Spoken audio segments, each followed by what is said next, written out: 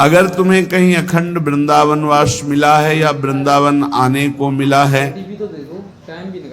तो यहाँ ये गलती मत कर देना, क्योंकि यहाँ का पाप भी बहुत जोर का होता है। जैसे यहाँ 1 रुपया दान करे तो लाखों रुपया के दान के बराबर उसे फल मिलता है। 1 रोटी किसी को पवावे तो लाखों को पवाने का फल, ये धाम है। ऐसे ही यहाँ छोटा पाप भी पहाड़ जैसा दंड देता है। ये बहुत ध्यान से सुनना, ये बहुत उपजाऊ सिद्ध भूमि है। अगर यहाँ किसी दूसरे की माता बहन के साथ कोई पाप कर्म की बात सोचेंगे भी तो तुम्हारे सारे पुण्य नष्ट हो जाएंगे। बहुत होश में ये धाम है। इसीलिए बड़े बड़े महापुरुषों ने प्राय अपने जनों को कहा है कि 1-2 दिन जाओ, चुपचाप दर्शन करो, आंख मूंद के वापस लौटाओ, कोई पाप न बनने पावे। अगर यहाँ वृंदावन में आप आए हैं 2-3 दिन के लिए तो थोड़ा संयम से रहिए। ये कोई आपके पिकनिक मनाने का स्थान नहीं। यहाँ सुकृत कमाने आया जाता है, पुण्य कमाने आया जाता है, धर्म कमाने आया जाता है, भगवान का त्रिगुणातीत नाम जप करके कृपा प्रसाद पाने आया जाता है। तो यहाँ बहुत दैन्य रहो, निष्पाप रहो, जितने दिन रहो बहुत सावधान रहो। श्रीपाद कह रहे परदार वित्त परिहरेशु, दूसरे की स्त्रियों की तरफ या माताओं बहनों की तरफ दृष्टि उठाकर मत देखो काम भाव से, पतित हो जाओगे। तुम्हें क्या पता कौन कहाँ किस धरा की है। तुम्हें स्त्री दिखाई दे रही है तुम्हें, लेकिन तुम्हें पता नहीं श्री जी की किस भाव दशा में वो है, और उसके प्रति तुमने काम भाव कर लिया तो तुम्हारी दुर्दशा हो जाएगी। खिलवाड़ मत समझना। यहाँ खिलवाड़ मत समझना कि वो खड़े हैं, हम उधर दृष्टि डाल रहे हैं, उनको देखकर मुस्कुरा रहे हैं, चेष्टाएं कर रहे हैं। वृंदा सखी का शासन है, न देखने लायक रह जाओगे न मुस्कुराने लायक रह जाओगे। बहुत होश में। ये सत्संग इसीलिए कड़वा थोड़ा लगेगा क्योंकि ये आपको बहुत अमृतमय परम पद में पहुंचाने के लिए ही हो रहा है। आप यहाँ खड़े हैं पंक्ति में, सामने माताएं बहनें खड़ी हैं, आप बार बार दृष्टि मिला रहे हैं, बार बार मुस्कुरा रहे हैं, बार बार, उनको कोई फर्क नहीं पड़ना। तुम जैसे मरण धर्मा की मुस्कुराहट का त्याग तो उन्होंने पहले ही कर दिया है। वो प्रिया प्रीतम की मुस्कुराहट में फंसे हुए चित्त वाले हैं, तुम्हारी मुस्कुराहट क्या वहां फर्क पड़ेगी, लेकिन तुम्हें फर्क पड़ जाएगा क्योंकि तुम धाम आए हो। धामवासी जो प्रिया प्रीतम के उपासी हैं, उनके प्रति तुम्हारी जो काम दृष्टि जा रही है तुम्हारा सर्वनाश करने के लिए पर्याप्त है। इसलिए वृंदावन अगर आए हो 1-2 दिन के लिए, 3 दिन के लिए, तो आंखें संभाल के, मन को संभाल के, वाणी को संभाल के, श्रवणेंद्री को संभाल के, तो यहां से माला माल होकर जाओगे। थोड़ा सा पुण्य, थोड़ा सा दान, थोड़ा सा सेवा, थोड़ी सी भगवत भजन की वृत्ति, ये आपके कल्याण के लिए पर्याप्त हो जाएगी।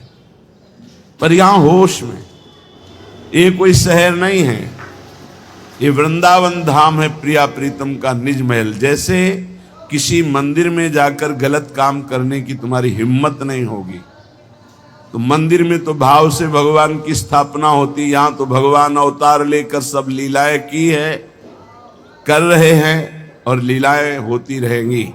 ये दिव्य धाम है चिदानंद। 84 कोस ब्रज भूमि, कोई कण ऐसा नहीं जहां हमारे प्रिया प्रीतम ने लीला ना की हो, जहां हमारे लालजू लाडली जो खेले ना हो। इसलिए यहां बहुत होश में। और जो धाम वास करते हैं उनको ये सहनशीलता रखनी है कि तुम्हारे साथ कोई भी बर्ताव हो, तुम धाम मत छोड़ना। महत पापों का नाश हो जाएगा तुम्हारे। वो पदवी मिलेगी जो योगींद्रों मुनिंद्रों के द्वारा वंदित है। संभाव्योपि विरंचि नारद शिव स्वयं भुवाद्यैर्न यः, जिसकी संभावना भी नहीं इन बड़े महापुरुषों को वो पदवी प्राप्त होगी। राधा सहचरी पदवी, प्रिया सहचरी पदवी प्राप्त कराता है वृंदावन धाम। इसलिए आपको बहुत सहनशील होना पड़ेगा। श्रीपाद कह रहे यदि कोई तुम्हारे साथ ऐसा व्यवहार करता है तो सत्योपदेशे, मैं तुम्हें सत्य उपदेश कर रहा हूं, तुम उसके प्रति गलत व्यवहार मत करना। हे वृंदावनवासी, यदि तुम्हारे प्रति कोई गलत व्यवहार कर रहा है तो तुम उसके प्रति गलत व्यवहार न करना, तो उसका किया हुआ गलत व्यवहार उसके लिए साप से भी अधिक होगा और तुम्हारे लिए वरदान बन जाएगा, क्योंकि तुम्हारे पापों का नाश करके भगवत प्राप्ति में सहायक होगा।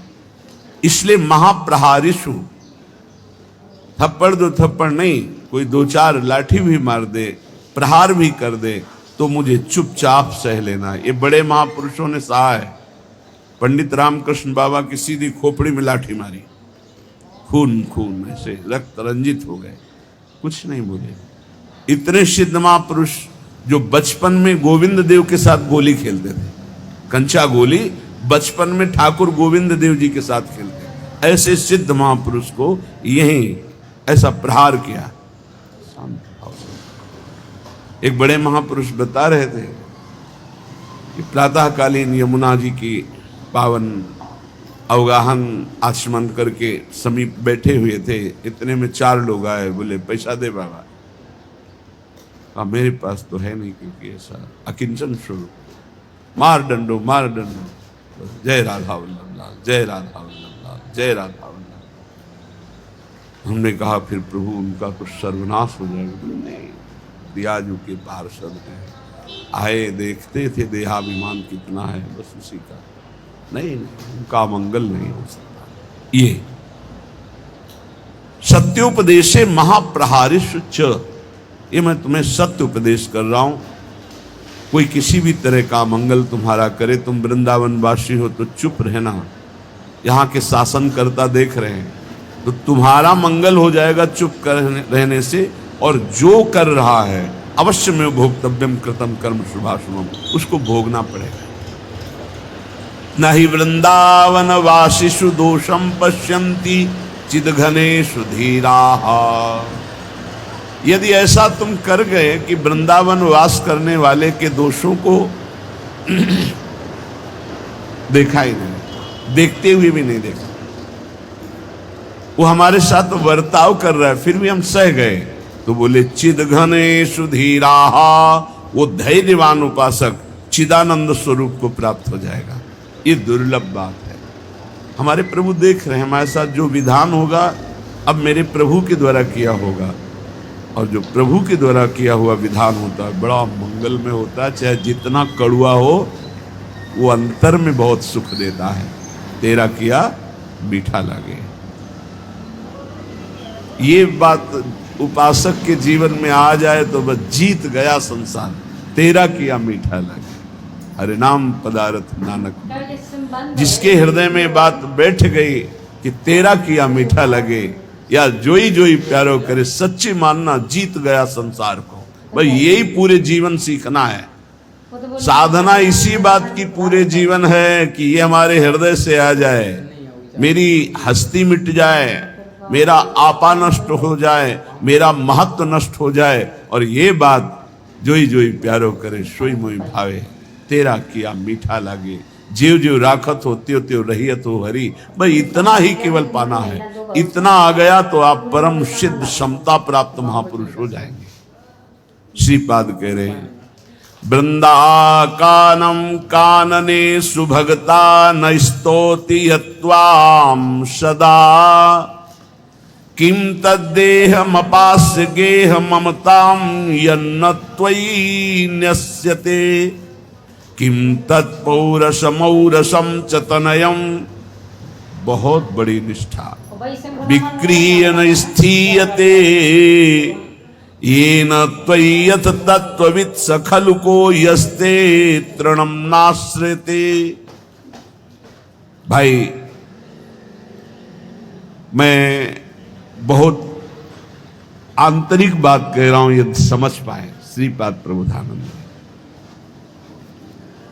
मैं तुम्हारी स्तुति करूंगा यदि तुम ऐसा कर लिए। क्या श्री धाम वृंदावन का आश्रय ले लो। बोले मेरे पास व्यवस्था नहीं, तो बोले शरीर को बेच के कर लो, या शरीर संबंधी भोगों को बेच दो, या शरीर संबंधी रिश्तों को बेच दो। हम उनकी खुल की व्याख्या हरिराम व्यास जी और इनकी नहीं कर सकते, क्योंकि कलिकाल है, उसका अर्थ नहीं समझ सकते। अनर्थ जो यहां कह रहे हैं, किम तत्पौरुषम औरुषम च तनयम, निज प्रकट को किया हुआ पुत्र पुत्री, विक्रियम न स्थीयते। वो हरिराम व्यास जी का भी पद है, लेकिन उतनी निष्ठाएं नहीं, इसलिए उसको गुप्त रखा जाता है। लोग उपहास करेंगे ऐसी बातों का। निश्चित मानो मनुष्य जीवन का जो परम लाभ है, बिना भगवत प्रेमी महात्माओं के संग के प्राप्त नहीं होता।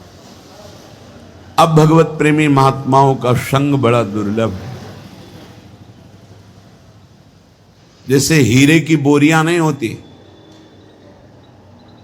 ध्यान रखना, असली हीरे की बोरियां नहीं होती, नकली हीरों की बोरियों की बोरियां उतरती होंगी, असली हीरों की बोरियां नहीं होती कि पूरे बोरे लगे हुए। बोले किसके? बोले हीरों के। ऐसे ही असली भगवत प्रेमी महात्माओं की समुदाय नहीं होते। बहुत दुर्लभ होता जब द्रवई दीन दयालु राघो तो साधु संगति पाए। बिना भगवत प्रेमी महात्मा के श्री बिहारेंद्र जी महाराज बहुत ही उच्च कोटि के महापुरुष, नित्य विहार रस में डूबे हुए स्वामी हरिदास जी के परिकर, निज परिकर, वो कह रहे हैं जब ऐसे गुरु की प्राप्ति हो जाए तो भगवत प्राप्ति हो सकती है। निष्प्रेही शिष्य से प्यार करने वाला ना हो, और शिष्य तन मन प्राण समर्पित करके आसक्त हो गुरु पे। गुरु कैसा हो? निष्प्रेही। भगवान ने कहा भक्त कैसा हो?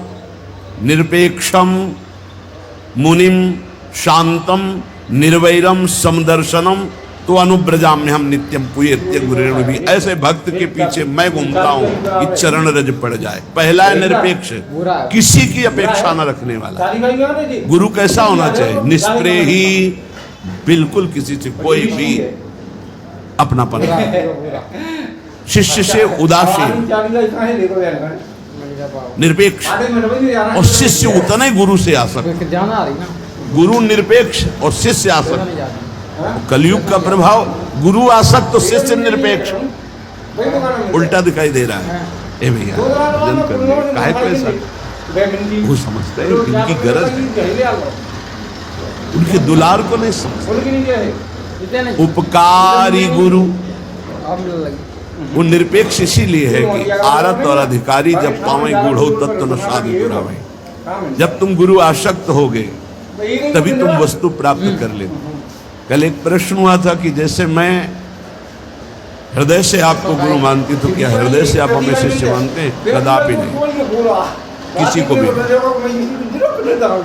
क्या बात करते हो, आप किसी को मानते नहीं। हम साक्षात श्री जी का निज स्वरूप मानते हैं। आप हमारे प्रभु, हमारे प्रियालाल हैं, हमारे पास आए बस। तो शिष्य श्री जी के, तो आप नौकर।